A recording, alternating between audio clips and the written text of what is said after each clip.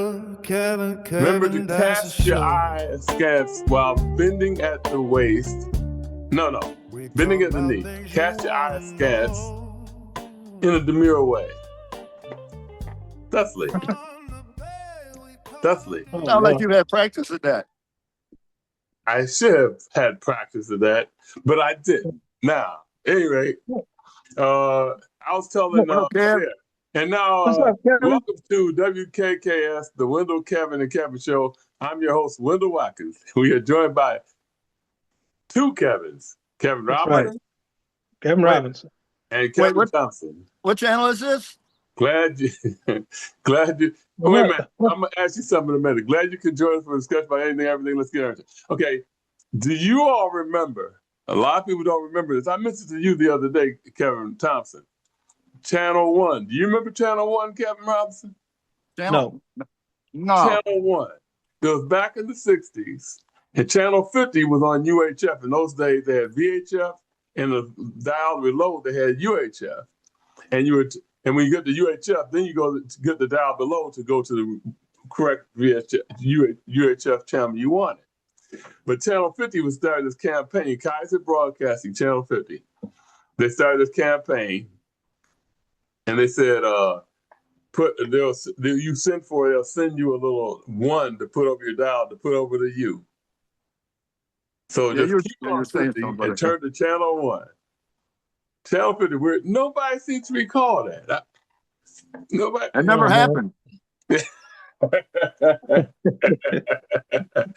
Somebody out there in wherever land this is, could you please, corroborate my story? I know it's true. If you're one of the 38 people that's going to watch this, right.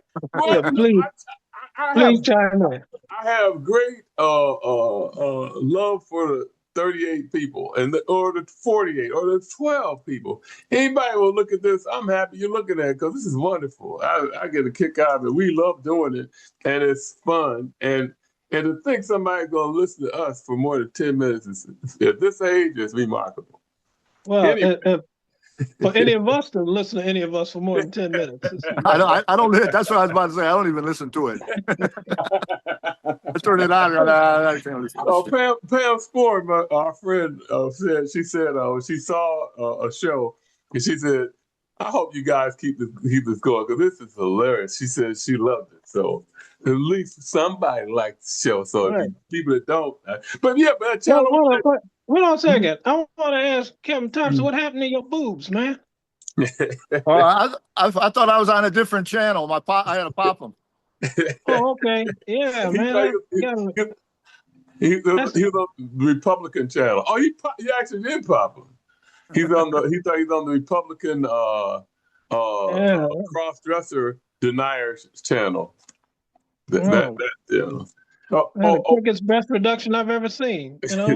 I was gonna say the camera. Okay, just thinking about right before my granddaughter had made me some cookies, and I was getting ready to eat some. I said, "Wait a minute, I don't want to have anything in my teeth," And I remember back to when me and the kids were little. They were like 2 and 3 years old, and we were at Northland. And Northland Mall, and they had a magician out there. Every now and then they have entertainers out there, but but every now and then. But this magician was up there. He was a pretty decent magician, and he says, "Okay, do you have any volunteers to do something?"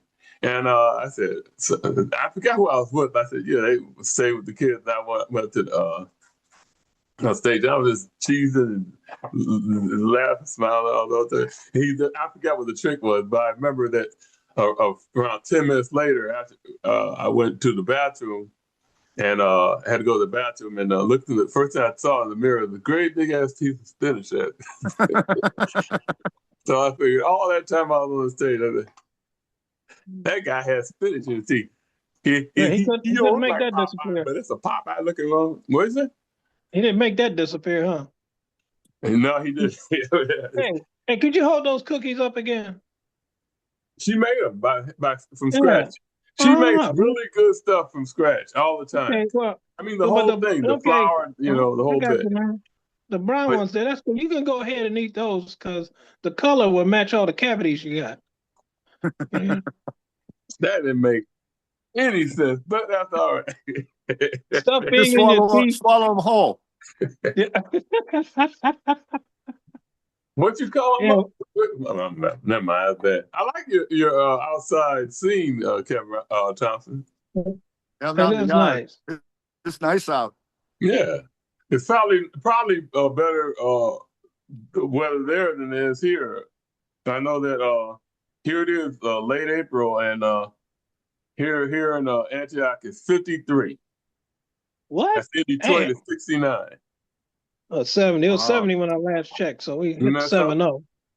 Mm-hmm. Since you get for moving out there, it's more expensive and the weather ain't shit. And that's earthquakes, all kind of shit. The difference is it'll still be 53 in January, where it won't be 53 in January in Detroit. Yeah, that's a point. That's a good point there. You know? It's only a couple of weeks. No, that's it's right. Not. I wish it was only a couple. If I had my druthers, I could just snap my fingers. I like the weather here, but the weather in Detroit is from May to September. I prefer the weather in Detroit, but the rest of the year, there's no doubt about it. Because, but actually, this past winter was probably one of the toughest that we've had in the last few years. Yeah. I mean, I go by the amount of times I have to shovel snow, which was several. But in the past, it's been like twice. I had to shovel snow twice. So it might have been cold, but there's no snow on the ground. You've had some really mild winters lately, yeah. Right. So this one, I guess they made up for it, and said, let's get these clowns back in shape, Because I remember those continuous days of snow on the ground. It's right. It gets.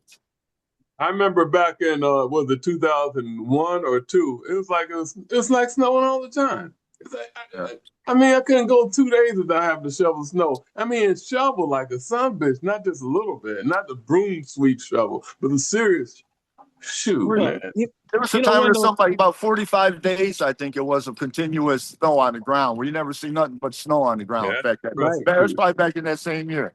Yeah. It's funny when you talk about back then. I remember a time when I was working. I had to get up in the morning.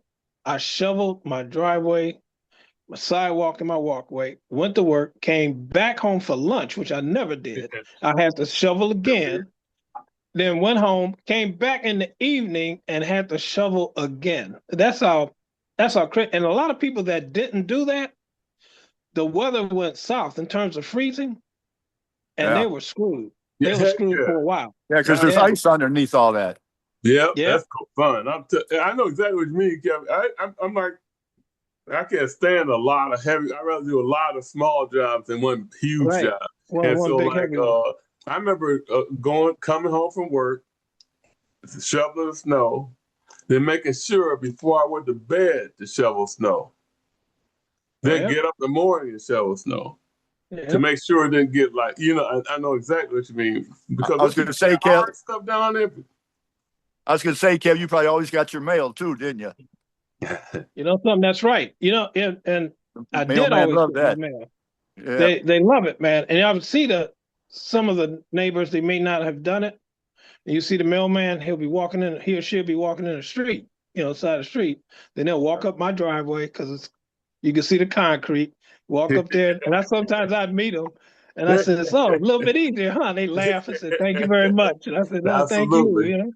Absolutely. I always said thank you to guys like you, man. Always. Man, there was a church on my route on I think it was Oliver Street or Dorothy, and they never shoveled all winter long.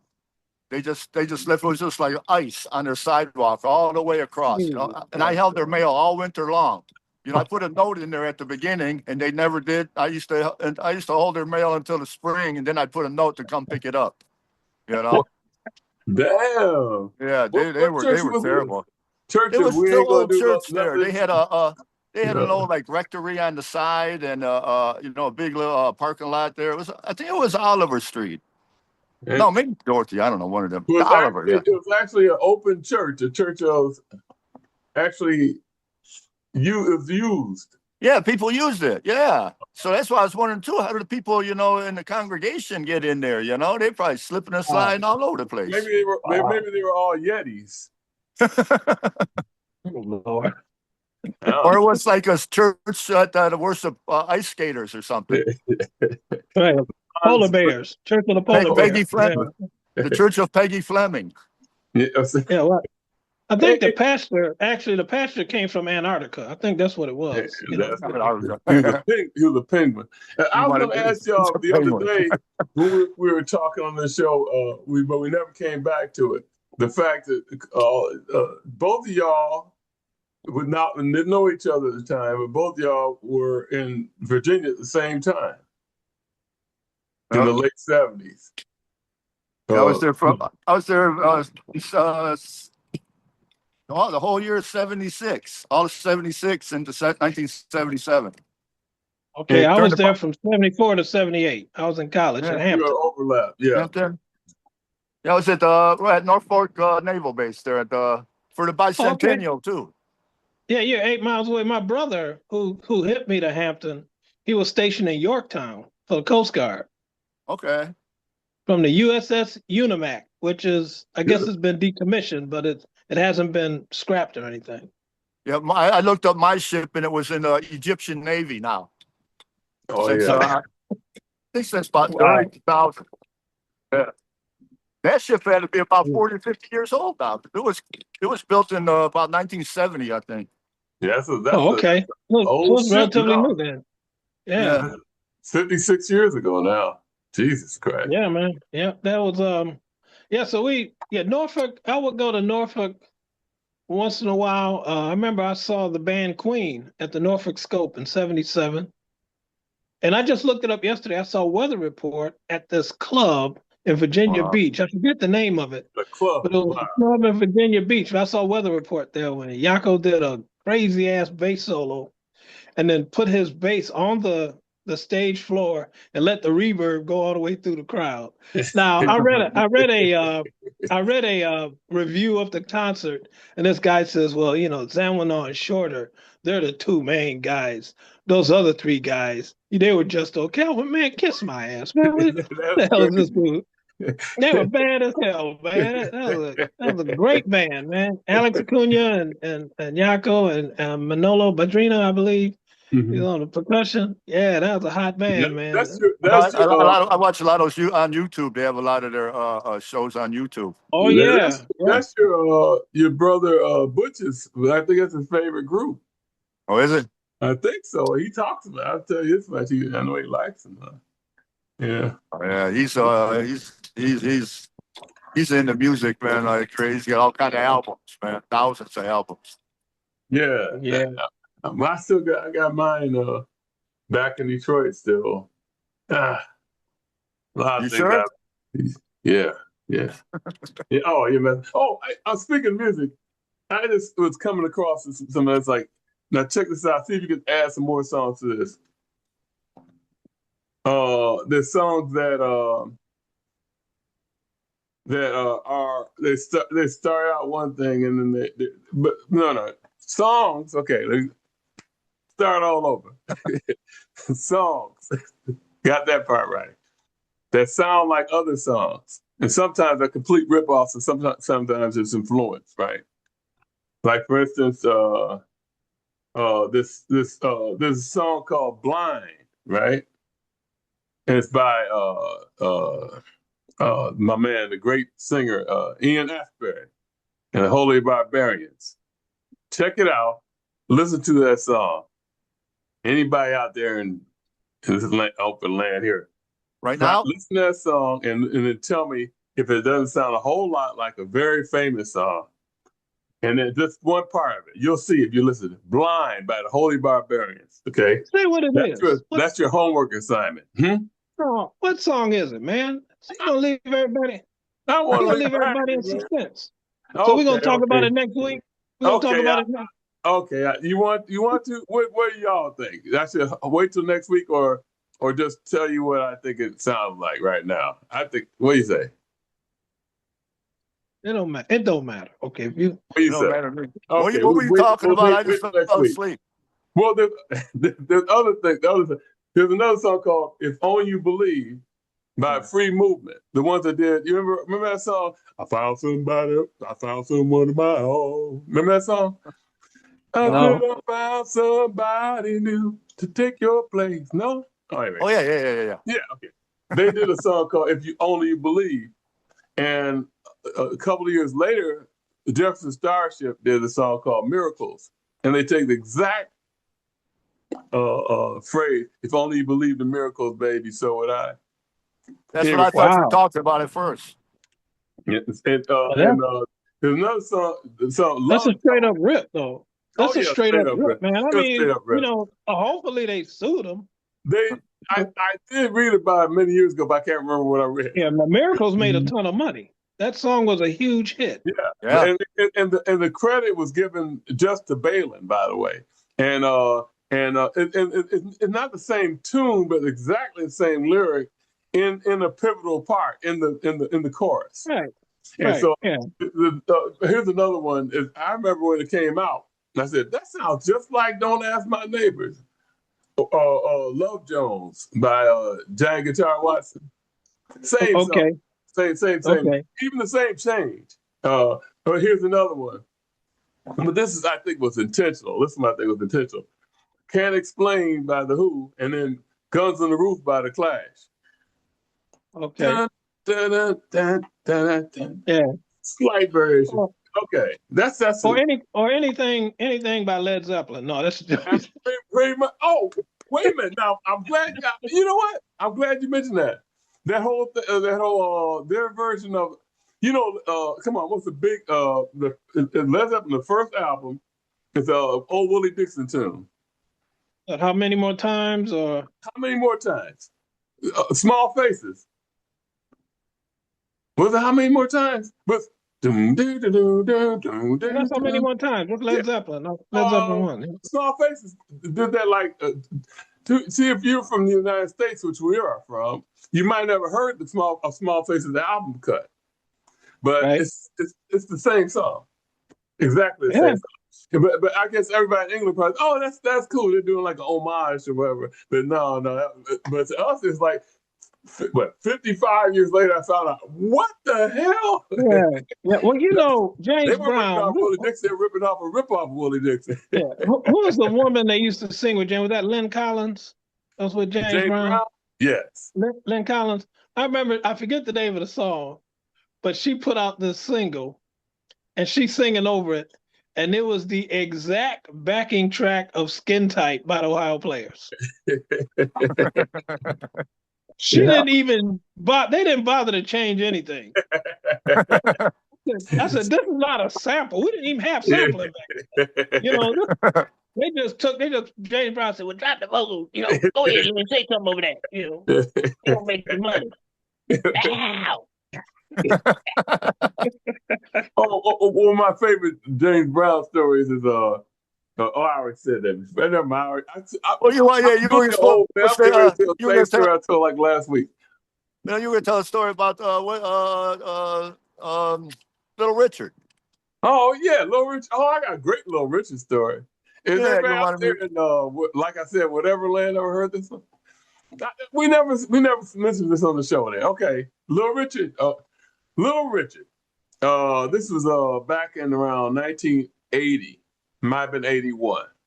Yeah. And me, Kevin Robinson, his girlfriend, and my wife, Audrey, and our friend Bobby, Donna Wiggins. So Kevin, me, Kevin, Donna, Audrey, and Bobby Patterson. Was anybody else? I was in the hospital. No, I don't think Donna was there. There was Kim. Kim was there. No, Kim was not there. Kim called us. Then how do I have pictures of Little Richard with Kim and Audrey? Wait a minute, you're not hearing the story. Kim called us from the Holiday Inn because she worked at the Holiday Inn. I know. She called us to tell us, she says, Wendell, I think I got somebody here that wants to talk to you. We're at home. I'm saying, in other words, Kim wasn't Okay, there. okay then. I see what you're saying. Yeah. All right. So I got the call, and it's just, I got somebody here that I think that you would like to talk to. And the guy on the phone says, hello, Wendell? And I said, this is Little Richard. I said, this is Little Richard. No. So, but Kim worked at the Holiday Inn in Hazel Park. Hazel Park and Holiday Inn had lots of people coming. That's where they stayed. Oh yeah, right on the exit there. The big hot shots might stay at the Pontchartrain or the St. Regis, but a lot of regular acts stayed at the Holiday Inn. Easy access to Pine Knob or downtown, right off the freeway area. Anyway, so he says, you want to meet him? We said, yeah. We all like jumped in the car and drove out to and sure enough, in the flesh, there was Little Richard, the most crazy but nice person. Yeah, he was egotistical, but he was a lovely person. He was so nice. And it was he didn't care if you were the king of France or homeless on the street. He was like, how are you? How you doing? Hey, he was like so open and friendly, and he was talking all this stuff, and it was. He said, y'all don't mind? I take your ladies upstairs. We're gonna I got some T-shirts and I still got mine. I know you got yours, Kevin Robinson. I didn't get a T-shirt from Little Richard. You didn't get a T-shirt? No, he just gave you one because he liked you better. I thought he gave. Oh, anyway, but was he there by himself? Huh? Was he there by himself, or did he have a bunch of some people with him? I think he was with by himself. I didn't go to the room. Audrey and Kim and Kim Don went up there. And Bobby Patterson said something that was so crazy. He said, "You think you might want to do a song for us?" And then Laura said, "No." Wait, say that again, Wendell. I didn't hear you. So you think you might want to do a song for us? And Laura said, "No." Yeah. It was just all around. And then when he was taking the picture with us, he had his arms around Kim and me.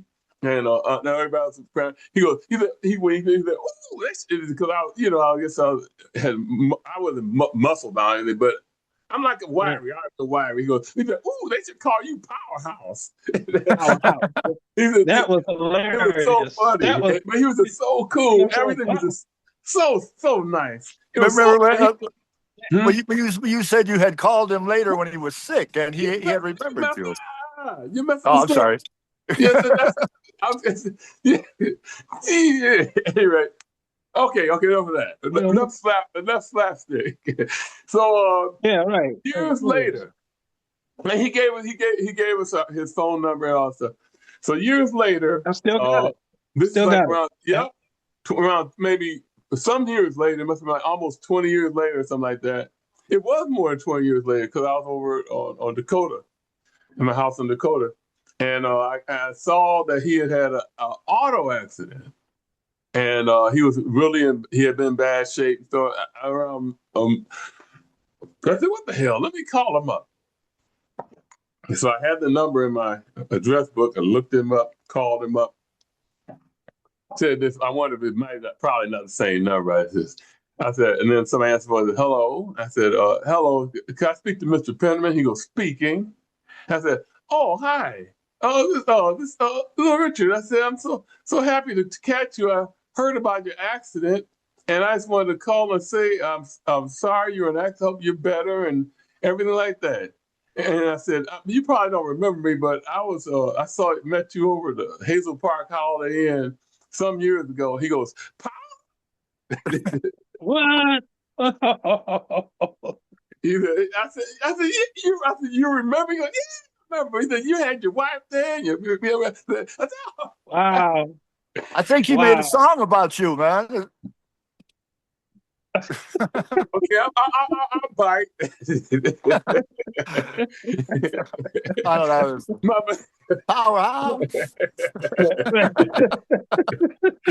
But man. But yeah, what was funny too? Cool guy. Yeah, what was funny about Little Richard too was, I was taking pictures, right? And then Little Richard said, I don't know why people, when it comes to Kevin, they say Calvin if they're from the South. Yeah, they can't say Kevin. Right, right. And he goes, he said, "Oh, Calvin, you a good photographer. You could be my personal photographer." And I think, What? no, we won't take it that far. But no, but but he wrote down his. I got a picture of me while he's signing something. It's a Polaroid. He Okay. signed something, and he wrote down his number and everything. He was really cool. Very And nice. then we called the next day, and I think you called, and you said, "Hey, we just want to see if this is, Little No, Richard's." I didn't call. No, well, somebody called because Yeah. they said Little Richard's on tour. That's how I know that. Okay. Okay. I believe that was you because I don't. No, I didn't okay. have the nerve to do it. I didn't have the Okay. nerve to Well, do it. it's very, like I like to say, at this Right. point in my life, if somebody says something I did, if it's more than 10 years ago, I'll defer to whatever they say. Yeah, and you robbed those liquor stores in 1985 too. You know who else was out at the Holiday Inn and Kim didn't tell us was Iggy. Peter Gabriel. Oh, Peter Gabriel. Cause I know she met Peter, Iggy. She said Iggy tried to hit on her. He said, "You want to come to my apartment?" or something like, "You want to come up to my apartment?" or something like that. And she said, "No." And he said, "Like, okay." And that's another thing. Teddy used to go out with this girl, and she called him up one night, said, asked him if he wanted to meet Iggy. And he went over her house, and Iggy was going out with the girl that lived above her. Yeah, in the you had a dual thing there, and so they went out. The four of them went to Bookies that night, So and cool. he hung out with Iggy Pop all night long. That's It cool as was hell, wild. man. at Bookies, no less. That's my Man, boy. And I then love he said Iggy. Yeah, that's a he said bad Iggy dude. at the end of the night, Iggy gave him a list of telephone numbers to call. Well, Because he had all these girls that were giving him these okay. telephone numbers all night. Iggy just gave them to Ted. oh wow. Ted probably called them all too, knowing him. Yeah, hey, no, why not? Mm-hmm. The only thing about the Little Richard visit that I'd say I wish I had time to get it was my mother had an album called Richard Penniman Sings Gospel. Oh yeah, yes. Yeah, Yeah. and it talked about on the back on the liner notes how he was flying to Australia. Yeah. And when the airplane had a problem, Yeah. and he said, "Oh, please, Lord, if you do this, I'll be okay. I'll change." And he said it was him. He gets off the plane, 5,000 screaming fans. He goes back to being Little Richard. On his way back, plane had more trouble. He prayed again. Then he had it's a great picture he had his hands up like that, and he's looking. And I said, man, to get that sign would have been stupendous. Oh, great. That would be great. Man, I mean, just to have him sign it to my mom, just sign it to my mother, I that remember would have been that something album else. From Your House. I remember Yes, that From yeah. Your House. And the thing Yeah. about it, even better, if you got a sign on that particular trip when we saw him then, because that was one of those trips that he made as a gospel tour, not as a rock and roll singer. He was singing at that church over there on East 7 Mile near the Quinder on East 7 Mile. He was singing at that church, and it would have been perfect. He would he would really got a kick out of having that particular album, I think. Oh yeah, man. But we had to get going. I didn't have time to go to my mom's house and pick it up or nothing. So we had to get moving. But still, that was one hell of a visit, though. That really was. That was nice. A nice person. Man, how long ago was that now? That was like 80 or so, 80 or 81. 80 or 81, somewhere around there. Wow. Yeah, man. Mm-hmm. Been a long time. You think about 1980 now, it's 46 years ago. Yeah. Jeez, I still remember. Yeah, man. Some things like, oh man. This is a totally different track, but it's something I wanted to mention about this whole thing about how a lot of times, remember our old friend from work that looked like Prince, Kevin Thompson, without saying his name? Because our old friend, don't say his name, but I'm saying our old friend. But he's okay. You know his name. But he used to say he had this thing whenever somebody said something or did something that he didn't know about. He said, "Oh, that's stupid." Well, that's crazy. It really is not. It wouldn't be stupid or crazy. It's just something that he didn't know about. And Right. and that, you know, sometimes people, that's their first default is, if it's something they never heard of, it's like it's either irrelevant or stupid because they don't know. But I was just thinking about this the other day because I heard somebody again, you know, bemoaning the fact that people go to the stores in their pajamas as if it's their business anyway. But they're bemoaning that fact, and so then I saw something else, and it brought me back to our old friend, how he used to say everything that he didn't like or didn't know about was crazy or wrong or whatever. Right. Yeah, because the history of pajamas is they were worn in public. They were worn everywhere. Pajamas was just another form of clothing. And when the Europeans, particularly the British, came over to India and they took it over and all, they took some things back, and one of them was pajamas. And they used it amongst the rich class of Britishers. They used pajamas as loungewear, what they call loungewear, and that morphed into night clothes. So we, Right. Americans growing up in the 20th century and 21st century, see pajamas as just night clothes and say, what are you wearing in public reflects someone's ignorance more than their narrow-minded weirdness that says it's all right to criticize people for what they're wearing. Is that, hey man, if you know the score, it was all right. It's all right anyway, but it was all right 300, 400 years ago anyway. So you know, but that happens a lot in life, just in general. That happens a lot. People judge people for things that they're doing, that because you don't do that. In reality, you do that. It's perfectly all right to do that, and even if it wasn't all right, it's still all right. God damn it! Well, I was watching the NFL draft yesterday, and this young guy got drafted. He was a defensive player, and I guess one of his, I don't know, friends or relatives or anything, they got all excited and they went to hug him. Well, he's already wearing his pants halfway down anyway. So he bends over to hug the guy. Now he got his drawers on, okay, but his ass is showing. The damn cameraman, he couldn't help it. The cameraman is trying to get a picture of the guy. And he's in the picture bent over. His pants are already have, I guess he's still in the crisscross stage, wearing his shit backwards and stuff. And he bends over and all his behind is showing. I said, man, come on, man. I'm sorry, man. I said, come on with this bullshit. This is his moment he's waited for 22 years, been playing football for probably 17 years. And when he gets drafted, your ass got to be in a shot. Literally.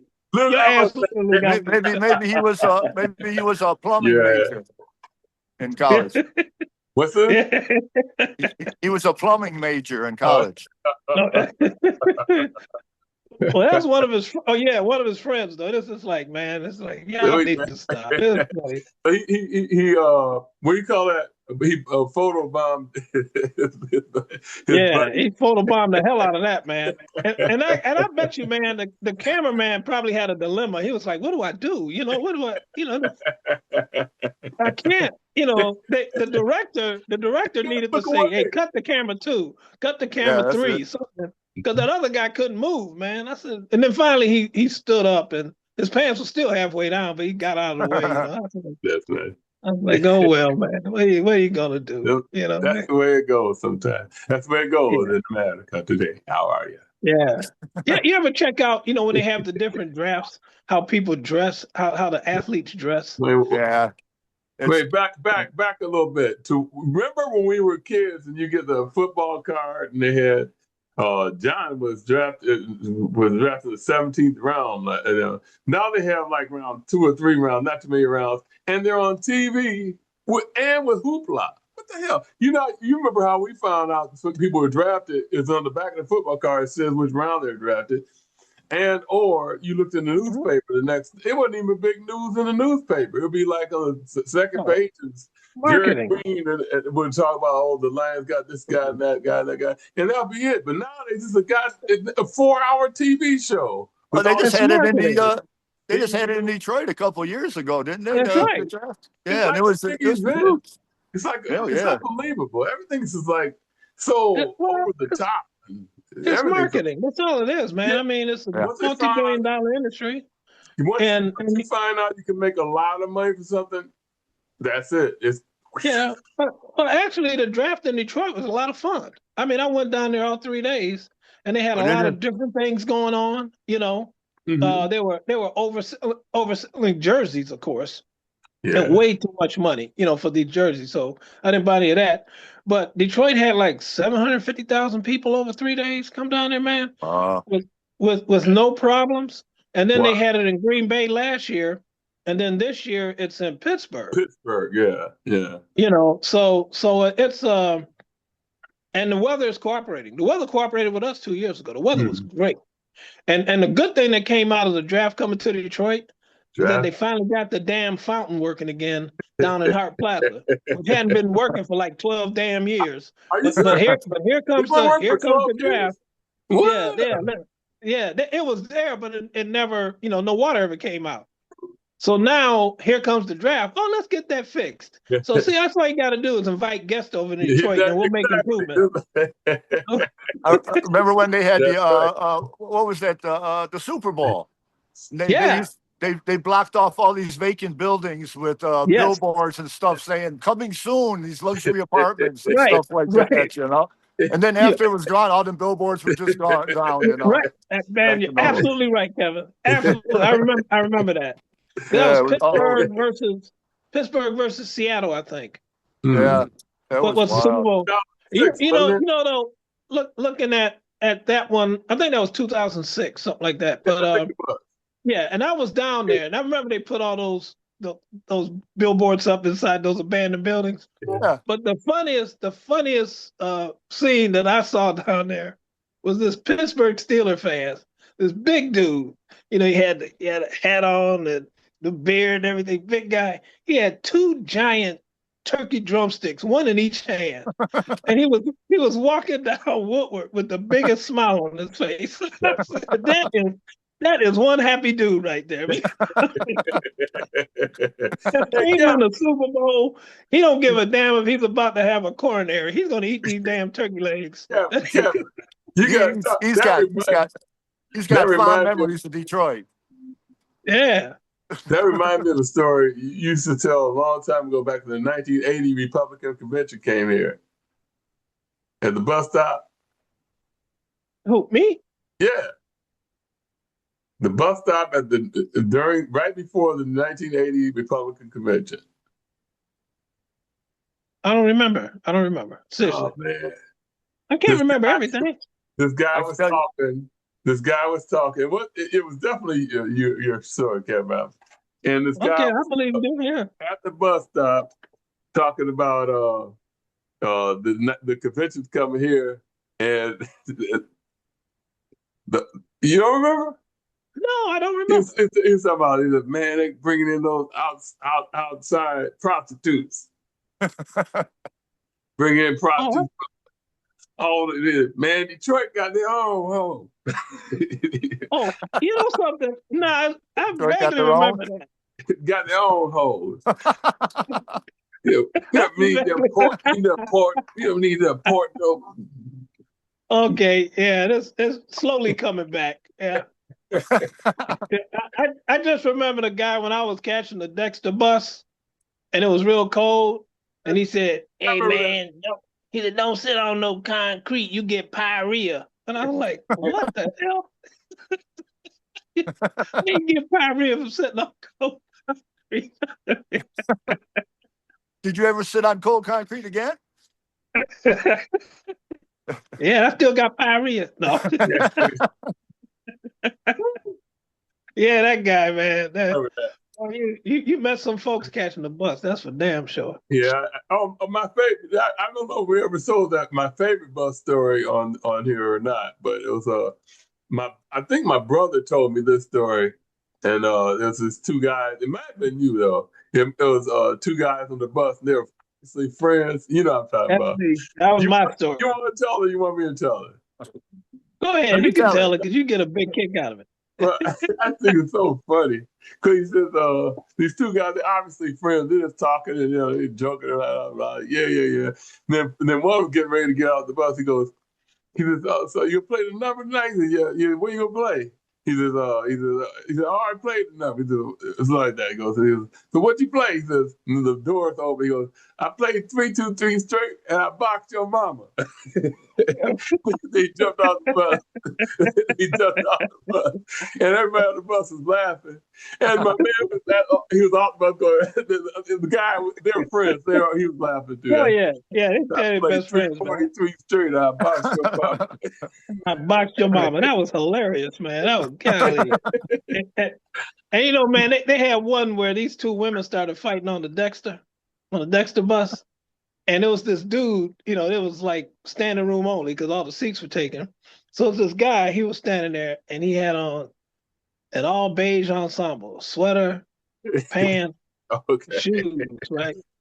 And these two women, they're fighting their asses off, man. You know, I mean, nobody's bleeding and they're just tussling. So one woman is kind of getting the short end of the stick. So she's trying to stand up. So she puts her hands on his shoes inadvertently to stand up. And he goes, get your hands off my $40 shoes. And then she grabs his pants to get up. I'm not kidding. And he goes, get your hands off my $40 pants. Then as she made her way up, she grabbed his sweater. And he said, get your hands. And everybody on the bus said, off my $40 sweater. We all started laughing, man. I said, boy, I wish I had a camera phone back then, man. Jesus. Yeah, boy. I know, right? Well, there's the stories I could tell riding on the Dexter bus, the Oakland bus, and the Linwood, Linwood bus. Oh, man. Oh, Linwood, Jesus, man. I used to like, yeah. Oh, well. You know, the bus system is just as bad as it was when we were in high school. Yeah, I would think it would be worse.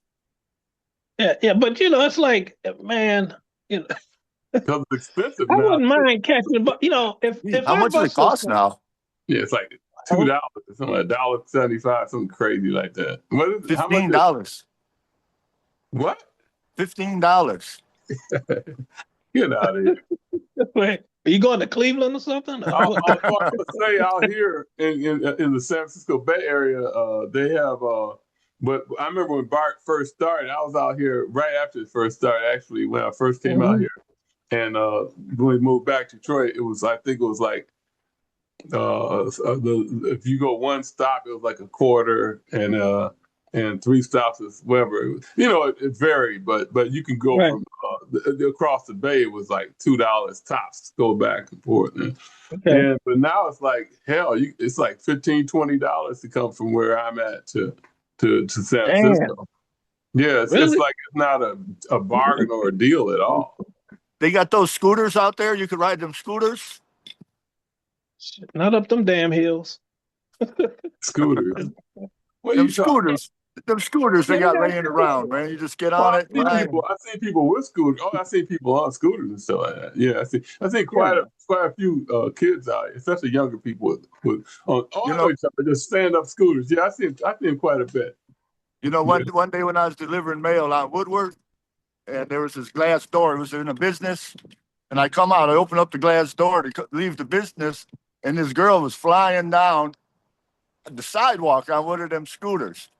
And she seen the door open. She lost control, went flipping around, flying in. She rolled right into Woodward. You know, like that. Yeah. I said, "Oh my God, are you okay?" You know, I mean, and then you know, she just jumped up and said, "Yeah, I'm fine, I'm fine." And she sat there a while, and she got on the scooter and took off again. But she was zooming, man. She almost ran right into that glass door, though, man. On that damn thing. You're driving that fast on the sidewalk. You got going. Go real fast, man, real fast. You don't go. And they got lanes.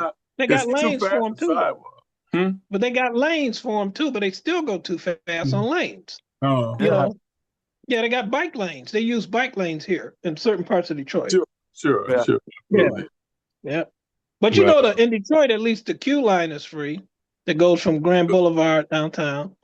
And then you can catch a bus to Ann Arbor at our age, $4. Yeah, that's very good. That's very good. You know, and it Yeah. How drops many you off stops right would in that have? downtown Ann Arbor. How many What you stops say? would that? How many stops would that have? None. You go None straight straight to Ann there? Arbor. Oh, okay, Straight there, wow. man. Okay. I thought I'd be Yeah. stopping along the way picking up people. Yeah. You know, man, I tell you a That, crazy story that, about that. You know, during the Ann Arbor Art Fair, this is great for me because I like to go to Ann Arbor Art Fair, and it's cool because I don't drive. So I'll catch an Uber, something downtown, catch the bus up and back, then catch an Uber home. Right? I'm going on my way downtown. This woman's driving, and she says, okay, oh, you want to catch that bus?" I said, "Yeah." She goes, "Where you going?" I said, "Ann Arbor." She goes, "Why don't you use Uber?" I said, "Because that costs $4, and Uber will cost me 50 or more." They're taking money out of Uber's pockets. I said, "Well, maybe you should charge $4 and I'll drive up there with you." So I Uber. said, what are Well, you talking about? why people say that? We had buses before we had Uber. Right? Taking out who's Right. what's that And it mean? don't make That's sense. silly. I said, it It would doesn't mean cost anything at me, all. it said it would cost me, I said, lady, for me to go to Ann Arbor for 3 days will cost me $110 a day if I took Uber. That's $330 against up and back for $4, that's $12. What do you think I'm gonna do? Right. It's silly. You know, I said, I said, come on. Yeah, and then all that, now you know what that says right there to me is that somebody that thinks in the world in terms of how it affects them, only how it affects them. Absolutely. Otherwise, why would you even say that it's taking money out of their pocket, my pocket? It's nothing to do with you. Right. Hey, look, hey, y'all. I'm gonna have to drop off just for a second because I'm losing power. I Okay, forgot to. okay. Yeah, yeah. We So will let me. not go. We will not forsake thee. Okay, I will call back in. All right. Okay. Where'd he go? No, he's right there. We I'm I've right can't. never here. taken. What happened? I've We never can't. used Uber. No, I used it like 2 or 3 times. What the hell's wrong? Okay, just hold on a second. I'm just gonna put the Okay, fade to black. I'm gonna fade to black. Right, hold on a second. we're going to start talking about Kevin and his whole family right now. We're going to change tack a little bit. No, Talk Hey, yo, about Kevin Mo. and his family. Don't you have any good mama jokes about it, man? I do, and Over the I'm happy years. to tell you. One time, no. No, Hey, but did you see? wait a minute. Hold up. There was a joke I heard recently that was kind of funny. They were talking about this guy got a bidet. He got a bidet on the cheap. It was it was only $15. I think I told you this. It's only $15 for his bidet. It was only $15 it cost for this bidet. He says, "Well, what's the?" They said the catch was it only had two.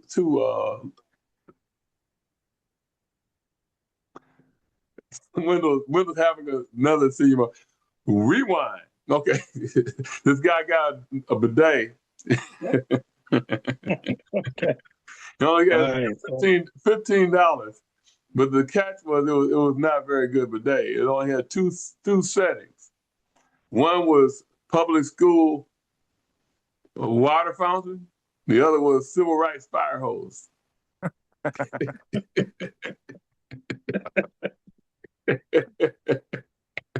You told that joke the same way yesterday. I just told it to you. Well, you forgot a certain part, and I was like, "It's a My good joke, problem, though." I forget words, the specific words, the settings. I completely, and so I Right, lost that. So I can't tell a joke without that word, you know. So That's your right. shtick. no, it's not. I wish it was my stick. It's more my. But my little brother told me that joke. Who, by the way, is one of the hardest people in the world to try to get to laugh. But Charles, yeah, not David. David laughs at a lot of things. yeah, David's an unpredictable laugher. I never know what's going to make David laugh and what's not going to make him laugh. right. But You're right. if he does think something funny, he's a great laugher. But Charles, it's hard to get him to laugh. If he goes like this, that You're means right. it's hilarious. Right. You go, oh, that's funny. Yeah, right. You know. I remember I said something off color to David one time. I think when we went to what's that Olive Garden. We was at Olive Garden or something with his wife and Charles. And I said something off, and I know, I know David, doesn't like a lot of curse words or something. But I used a couple words in appropriate places. I forgot what I said, but David was cracking up, man. On the floor, literally on the floor. Literally. Right. And the child, he liked it too, but he just kind of smiled, I'll be right back. Uh-oh, now Kevin's taking off. The other Kevin's taking off. Everybody's taking off. Yeah, but his bladder, he got a weak bladder. That's no, it's starting to get cold out here. I had to grab it. It's starting to cool off, huh? Yeah, but sure enough, Dave was on the floor, literally on the floor laughing. I remember one time me and Dave went to see this movie called it was a Terrence Hill and Bud Spencer. No, Black Moses. And we went to see it. It was Bud Spencer, Terrence Hill. They were funny as hell. They were like it was spaghetti westerns, only it was a takeoff, right? And they had this one right. where they come off the dirty, dusty road. They get in they get in a bathtub, right? Bud Spencer gets in the bathtub, and he's filthy, right? And he gets out and it's mud. It's like mud. And then Terrence Hill gets in the same water. And David started laughing. You know how they say fall down the aisles? Right. I'm not kidding. David actually literally fell off his seat into the aisle. he took that like that. And nothing was coming out. Yeah, if David starts laughing, he really liked this, boy. That was the funny ass one. By the way, that's the first time I ever saw that it's often used now. But I don't know if that was the first time it was used, but the first time I saw it was with the slap in the hand, drawing the gun and slapping the hand. Right. Yeah, it's hilarious. I think it came from that movie. They put that on YouTube a lot. They put on YouTube a lot, yeah. That's from that movie, the same movie. I'm almost sure. But Terrence Hill, he was a funny guy. His name is he had an Italian name, but he went by the name of Terrence Hill for for the movies when they were releasing. Kevin, I think Kevin did run out of gas here. Wow, he was like Rutherford B. Hayes. It's funny. Both of y'all have these Rutherford B. Hayes looking beards and stuff. What's going on here? Yeah. You know what? I can grow a beard on this side. But on this side, it looks like an Al Green beard. It's like kind of like almost coming in, but not. So I can't put them both. I can't get them together. So anyway, I leave it like this. Keep my little. My uncle told me when I was about 16 and I had little peach fuzz. What he said? You got to put some on it. Well, why so many people have mad uncles like that? But crazy ass uncles. I said, "What are you doing?" He said, "What on it? Put some money on it." Yeah, boy. All right, it's getting too cold anyway. Ain't time for this show to end. It looks like it's about time it's going to end by default. Yep. Well, it's not. It's not my fault. It's not your fault. It's default. Anyway, okay. Well, Kevin left us, and the other. I gotta go get some more balloons. You gotta get some more balloons, and I gotta get something. So I'll see everybody later. And that was an abrupt ending, but nonetheless an ending. So adios. We'll see y'all next time. Right on. Free Palestine. Free Palestine. Later. Stop. Wendell, Kevin, that's a show. We talk about things you wanna know. From the bay we come to you with the freshest point of view. Watkins Lee